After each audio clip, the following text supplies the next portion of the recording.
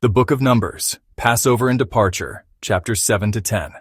After the tabernacle was consecrated and anointed, the leaders of Israel approached Moses with gifts to dedicate the altar to the Lord. Each tribe's leader brought offerings in turn, 12 days of solemn presentation, each gift equal in measure and precious in God's sight. A silver plate and a silver basin, filled with fine flour mixed with oil for a grain offering. A golden dish of incense, a young bull, a ram, and a year-old lamb for a burnt offering, a male goat for a sin offering.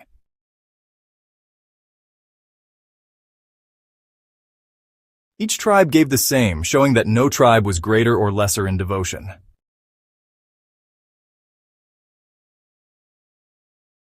All were called to honor the Lord's dwelling among them. After the altar was dedicated, Moses entered the tent of meeting.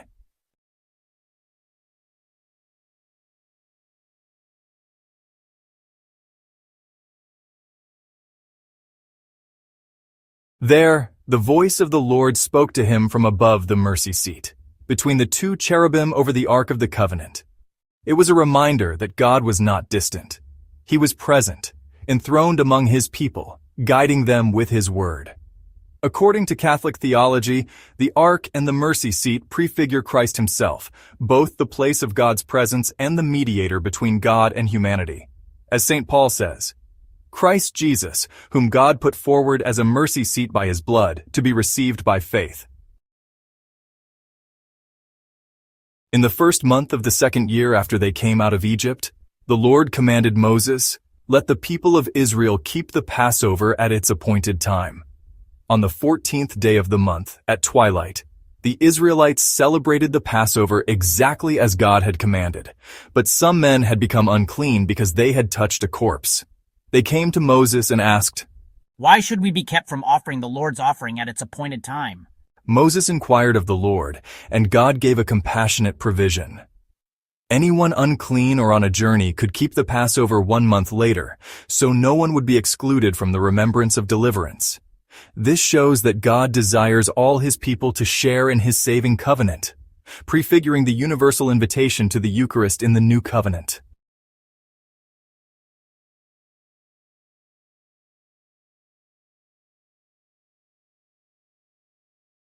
From the day the tabernacle was erected, the cloud of the Lord covered it by day, and at night it appeared as fire over the tent. When the cloud lifted, the people set out. When the cloud settled, they camped. Whether it stayed 2 days, a month, or a year, they remained at rest until the Lord commanded them to move. At the command of the Lord they camped, and at the command of the Lord they set out. This visible sign of God's presence taught Israel trust and obedience, to wait when God says wait, and to move when he says move. In the Church, this is echoed in the guidance of the Holy Spirit, who leads us not by cloud and fire, but through the sacraments, Scripture, and the living Magisterium. Then the Lord spoke to Moses, commanding him to make 2 silver trumpets, to summon the congregation, to set the camps in motion, to sound alarms in time of war, to announce days of gladness and appointed feasts.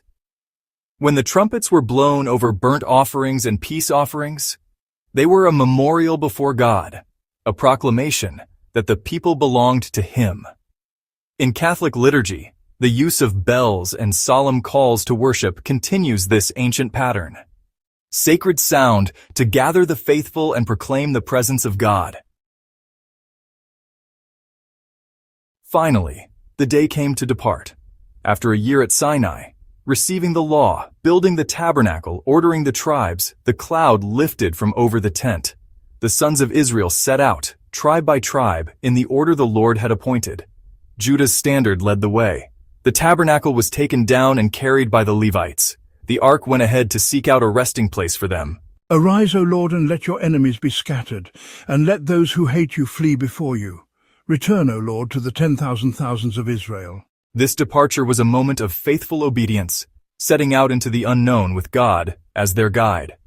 It reminds the Church today that we, too, are a pilgrim people, called to follow the Lord wherever he leads, trusting that his presence goes before us. In these chapters, God teaches us to honor him with our offerings, to remember his saving acts, to listen for his voice and follow his guidance, to keep watch for his movement in our lives. May we, like Israel, be a people ready to rise when God calls and to rest when he commands, secure in his love and mercy.